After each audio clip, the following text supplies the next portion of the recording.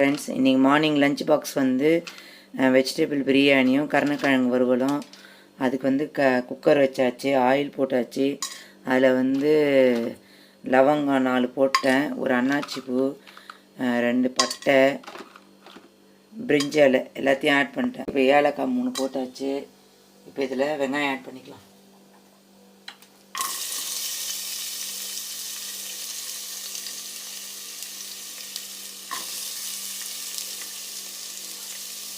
வெங்காயம் வதங்கிறதுக்கு தேவையான உப்பு ஆட் பண்ணியாச்சு. அதில் நல்லா வெங்காயம் வதங்கட்டும். அதில் இஞ்சி பூண்டு பேஸ்ட் அரைச்சி வச்சுக்கிறேன், அதை ஆட் பண்ணிட்டேன். அதை ஆட் பண்ணி நல்லா வதக்கலாம். தக்காளி ஆட் பண்ணிக்கினேன், தக்காளி ஆட் பண்ணி நல்லா வதக்கலாம். இதுக்கு தேவையான கல்லுப்பு ஆட் பண்ணிக்கலாம்.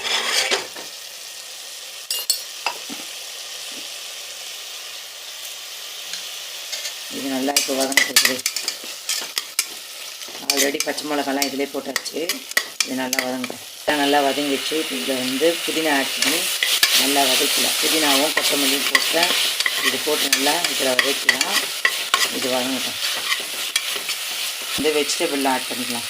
பீன்ஸும் கேரட்டும் போட்டு வெஜிடபிள் பிரியாணி பண்ணுறேன். இப்போ அதுக்கு வெஜிடபிள் ஆட் பண்ணிட்டேன். வெஜிடபிள் ஆட் பண்ணி நல்லா குக் பண்ணி இதுக்கு தேவையான மசாலா ஆட் பண்ணிக்கிறேன். 1 ஸ்பூன் வந்து பிரியாணி மசாலா,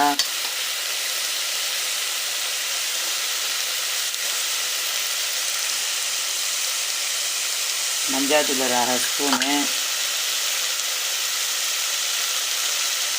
கனம் மசாலா ஒரு 1/2 ஸ்பூன். எல்லாத்தையும் மிக்ஸ் பண்ணிக்கலாம். தயிர் எல்லாம் போட்டு எல்லாம் நல்லா காயெல்லாம் இது ஆகிடுச்சு, மசாலாவில் இறங்கிடுச்சு. இப்போ இதில் 1.5 அழகு அரிசி எடுத்துக்கிறதால 3 அழகு தண்ணி ஆட் பண்ணிக்கிறேன். தண்ணி கொச்சி வந்தோடனே அரிசி ஆட் பண்ணிக்கலாம். நல்லா கொச்சிச்சு. இப்போ இதில் அரிசி ஆட் பண்ணிக்கலாம். சுத்தமாக கழுவி வாஷ் பண்ணிக்கிறேன். அரிசி ஆட் பண்ணி குக்கர் மூடி போட்டு 2 விசில் வச்சிடலாம்.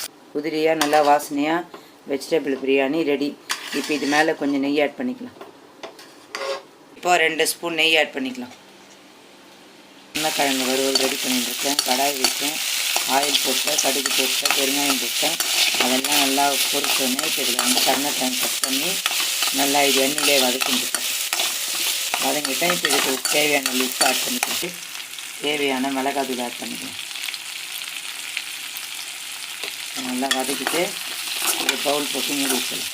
ஆயிலே ஃப்ரை ஆகி நல்லா டீப் ஃப்ரைக்கு வந்துடுச்சு. இது நல்லா அந்த கொஞ்சம் இதில் வச்சுருக்க சிம்மில் அதிலே வந்து நல்லா ஆயிடுச்சுன்னா ஃப்ரை நல்லா ஆகிடும்.